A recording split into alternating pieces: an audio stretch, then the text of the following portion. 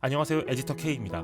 오늘은 토이스토리4의 이상한 장면, 아니 놀랍고 아름다운 장면들에 대해 이야기해보겠습니다. 토이스토리4는 만들어지지 않아도 되는 작품이었습니다.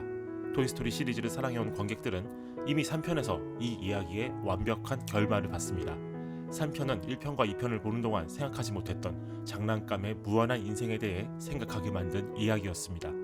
여기에서 더 이상의 이야기는 필요 없다고 생각했었죠.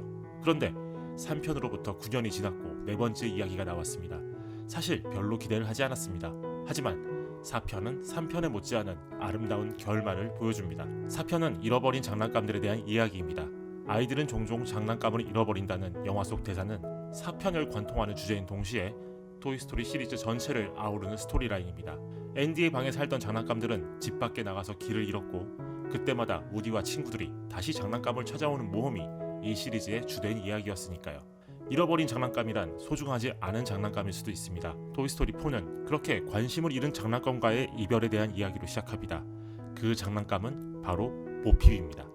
보핍은 토이스토리 1편과 2편에 나왔던 캐릭터입니다. 앤디의 동생 몰리의 방에 놓인 조명등 장식 인형이죠.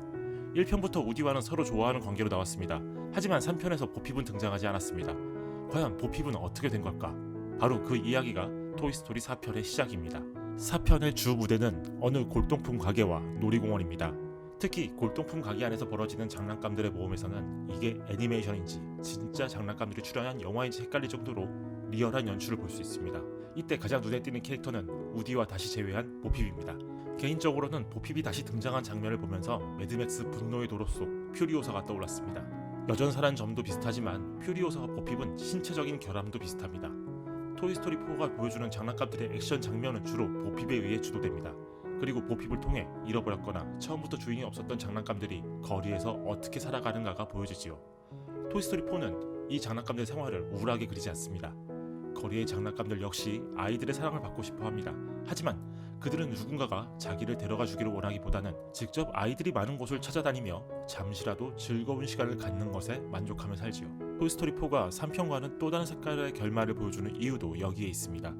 3편은 장난감과 주인의 이별이 필연적일 수밖에 없다는 전제의 이야기입니다. 어린아이였던 장난감의 주인이 어른이 되면 당연히 어린 시절의 장난감과는 멀어질 수밖에 없지요. 이때 어떻게 이별을 해야 하는가가 3편의 주제였습니다.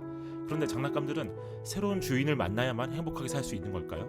토이스토리 4편은 그렇게 어느 날 갑자기 사라져버린 장난감들도 또 다른 행복을 찾고 있다는 상상을 합니다. 온갖 모험을 겪은 장난감들이 결국 집으로 돌아오면서 끝났던 1, 2, 3편의 이야기와는 또 다른 맥락이죠. 토이스토리4는 이 시리즈의 역사상 처음으로 집으로 돌아가지 않는 결말을 선택합니다. 3편의 이별이 관객에게 과거의 장난감들과 헤어졌던 기억을 떠올리게 한다면 4편의 이별은 그 장난감들이 얼마나 고마운 존재였는가를 생각하게 만듭니다. 장난감이 단지 아이들의 친구가 아니라 아이들의 행복을 지켜주는 보호자일지도 모른다고 상상하는 것이죠. 4편의 마지막 이별 장면을 보면서 과거 웨스턴 영화의 마지막 장면들이 떠오르기도 했습니다.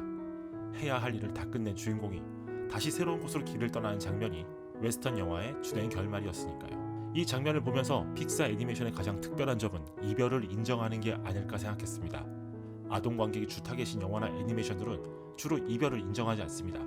어떻게든 다시 함께 해야만 행복한 것이라고 전제를 하죠. 하지만 픽사가 만든 애니메이션들은 그동안 여러 아름다운 이별을 보여주었습니다. 토이스토리 3편이 보여준 성장한 주인과 장난감의 이별, 그리고 인사이드 아웃에서 나온 어린 시절 상상 속의 친구였던 빙봉과의 이별, 업에서도 칼 할아버지와 그의 아내가 이별하는 장면이 있었죠. 인생에서 친구, 가족과의 이별은 벗어날 수 없는 운명입니다. 토이스토리4는 픽사 애니메이션의 그러한 성숙한 시선이 또 한 번 돋보이는 작품입니다. 꼭 극장에서 이 장면을 보시기 바랍니다. 감사합니다.